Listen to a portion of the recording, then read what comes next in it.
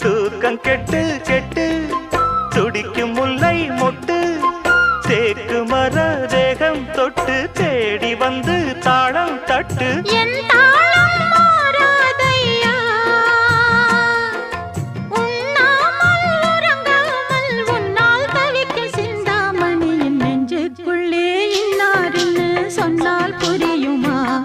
அது கொஞ்சி